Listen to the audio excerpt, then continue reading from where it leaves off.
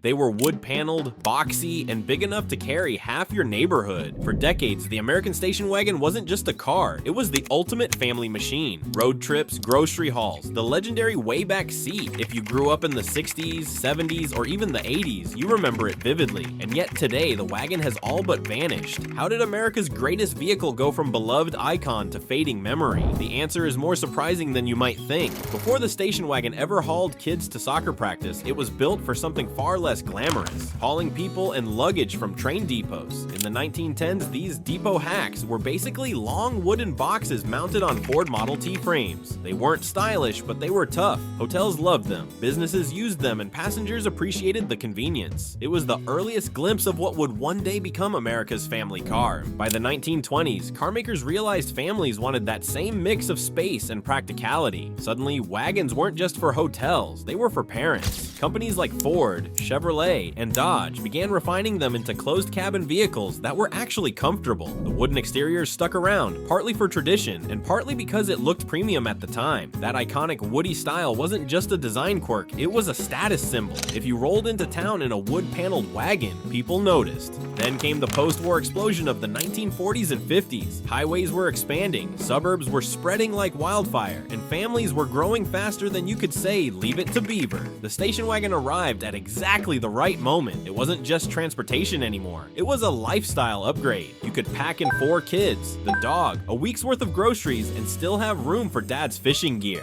Owning a wagon became shorthand for living the American dream. White picket fences, backyard barbecues, Sunday drives. If you had the house and the wagon, you'd made it. It wasn't just a car in the driveway. It was proof you were building a future. By the 1960s, the station wagon had gone from practical family hauler to full-blown cultural icon. Automakers were pumping out more than 60 different models in the US, and each one tried to outdo the others in size, style, and flash. By the mid-70s, wagons made up almost 1 in every 10 cars sold. That's not just popular, that's domination. Parking lots across America looked like wagon conventions, with massive chrome grills and faux wood sides glinting in the sun. Families adored them because wagons seemed built for everything. Heading out on vacation, you could cram in the kids, the dog, a week's worth of luggage, and still have space for the cooler and lawn chairs. The grocery run became almost a sport. How many paper bags could you pile into the back before slamming that tailgate shut? And for kids, there was only one true throne, the legendary wayback seat, the rear-facing bench that turned every road trip into a mix of sibling warfare and amateur waving contests with passing drivers. Pop culture sealed the deal. The Griswold family in National Lampoon's Vacation turned the wagon into comedy gold. TV families like the Brady Bunch practically lived out of theirs. Even commercials made wagons feel like a rite of passage, showing smiling parents loading them with bikes, groceries, and camping gear while upbeat jingles played in the background. If you had a station wagon in the driveway, you weren't just driving a car, you were advertising that you had made it.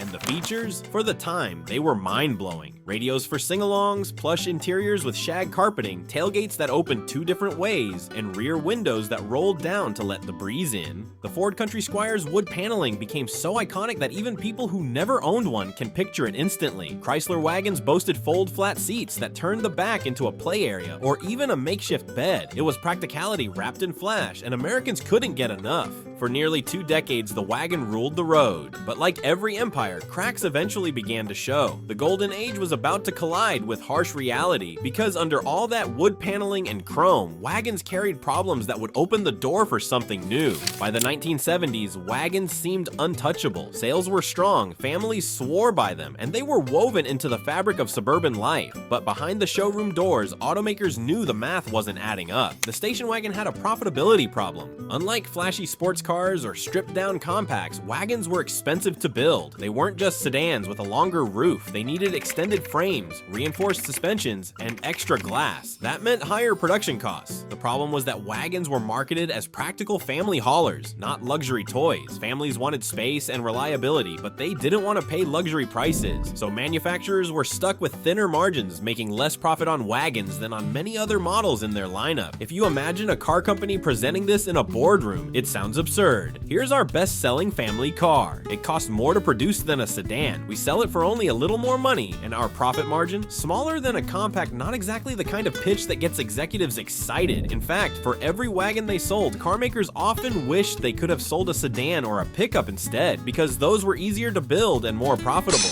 cracks didn't stop there. By the late 60s, wagons were also fighting an image problem. For all their practicality, they were starting to feel bulky, bland, and maybe even a little old-fashioned. Younger buyers didn't dream about driving the family wagon. They wanted muscle cars, sporty coupes, or even smaller imports that felt fresh and fun. Wagons were practical, sure, but practical doesn't always sell excitement. Still, these cracks might have been survivable if the world hadn't suddenly changed, because in the early 1970s, America's love affair with the big, heavy wagon was about to collide with forces far bigger than car styling or profit margins. Gas prices would skyrocket, new government rules would hit, and suddenly the once untouchable family car was standing on shaky ground. October 1973, the OPEC oil embargo hit, and overnight, America's obsession with big cars turned into a nightmare. Gas prices doubled, sometimes tripled, and suddenly those long, heavy wagons didn't feel like family cars. They felt like money pits. News footage showed endless lines at gas stations, families waiting hours just to top off, and frustrated drivers shutting down engines to save every last drop.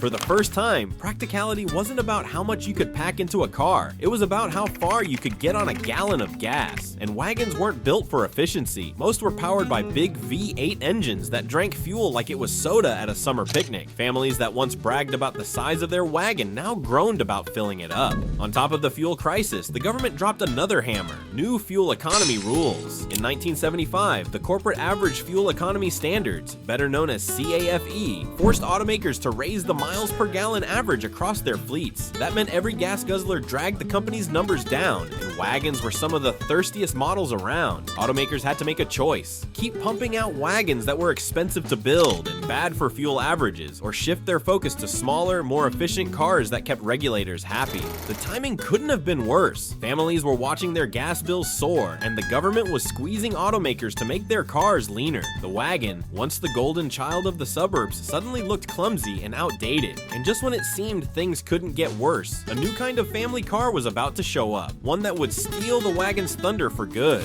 Just as the wagon was stumbling under gas prices and new regulations, the competition showed up, and it wasn't just one rival, it was two. First came the minivan in the early 1980s. Chrysler's Dodge Caravan and Plymouth Voyager changed the family car game overnight. They were lighter, more fuel efficient, and built on smaller car platforms that made them cheaper to run. More importantly, they were designed with families in mind. Sliding doors made loading kids easy, the boxy shape maximized space, and the marketing pitched them as the modern solution to family chaos. For parents tired of giant wagons guzzling gas, the minivan felt like the future. But while minivans stole practical buyers, another contender went after image: the SUV. At first, SUVs were rugged trucks with extra seats: the Jeep Cherokee, the Ford Bronco, the Chevy Blazer. They weren't sleek or fuel efficient, but they offered something wagons never could: a sense of adventure. Suddenly, you weren't just driving the kids to school. You were conquering mountains, exploring trails, and projecting toughness, even if the farthest you went off-road was the mall parking lot. The SUV hit the sweet spot wagons could never quite manage. It had the space and utility families needed, but it wrapped it in an image of strength and freedom. And once gas prices leveled out in the late 1980s and 90s, SUVs exploded in popularity. Ford launched the Explorer, and it became the new suburban default. By the time the 90s rolled around, the wagon wasn't just losing market share, it was being erased. What really stung was that SUVs were, at their core, just wagons on stilts. They offered the same long roof and roomy cargo space, but with a raised ride height and rugged branding. In other words, the wagon's replacement wasn't something completely new. It was just the same recipe served in a cooler package.